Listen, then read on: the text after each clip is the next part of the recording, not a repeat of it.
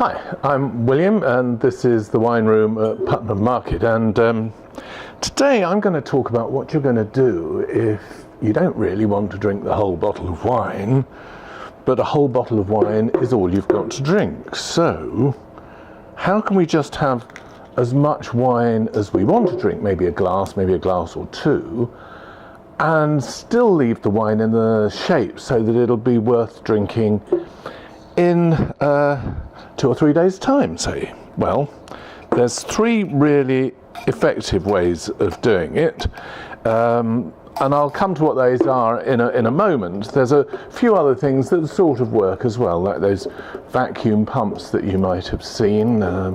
They seem to suck some of the character of the wine away along with the oxygen. But here is the one really infallible way of preserving your wine in good condition when all you want is just a glass or two, because what you need is another bottle. And this bottle, as you may have noticed, is not as big as this bottle. It will not hold as much wine, but I've got a little funnel here, and the first thing I'm going to do is I'm going to pour away some of this wine.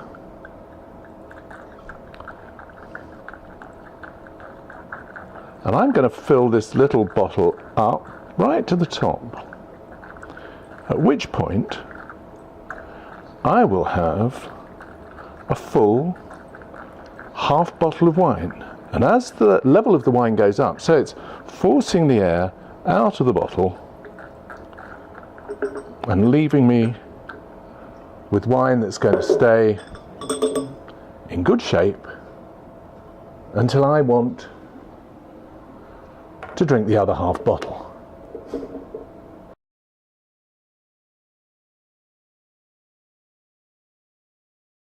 Hi, I'm William. This is the wine room at Putnam Market in Saratoga Springs. I'm going to talk to you today a little bit about what do you do when you've got half a bottle of wine left and you don't want to drink it and you don't want it to go bad. Well, what we need to do is we need to make sure that there's no oxygen on the surface of the wine. Why do we need to do that? Well, it's because the bacteria which is going to turn this wine into vinegar is an aerobic bacteria, Cetobacter. And if we can if we can make sure the presence of oxygen is missing, then there'll be no bacteria, and if there's no bacteria it won't go bad. It'll be a little bit like, and here's an experiment I tried last night, and it really sort of demonstrates how well this works, because what I'm going to suggest we do with this wine is really the equivalent of putting saran wrap on an apple. And here you can see the cut side of the apple, which was not wrapped in saran, and here you can see the cut side of the apple that was. Now, is it going bad? Absolutely it's going bad, but crucially it's going bad more slowly than the one that wasn't wrapped. So what we're going to do is we're going to find some way of putting saran wrap on top of the surface of the wine, and we can't do that, of course we can't. But what we can do is we can put some of this gas in the bottle. And the thing about this gas, which is a mixture of argon and nitrogen, and it's what you see in those smart machines, we've got one here that dispense wine. What this is heavier than air. It's odorless, colourless and tasteless, but because it's heavier than air, it will sink to the bottom of the empty part of the bottle, and it will spread itself out across the surface of the wine, forming a barrier between the wine and the oxygen. And it's pretty straightforward. You just give it a quick squirt and then another 3 short squirts, take that out, put the top on, and there you go, ready for tomorrow, the day after, and even the day after that.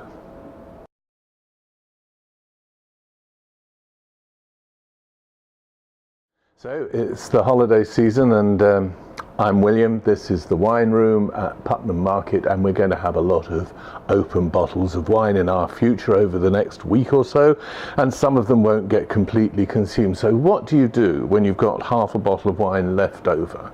Well, you can be forewarned and forearmed. This is the best way. Fill up a half bottle, then just consume the second half of the bottle, or you can do this, which is the aerosol, which works pretty well. But I don't know about you, I'm not quite sure I've got the energy for that. So here's my last tip on how to preserve your wine.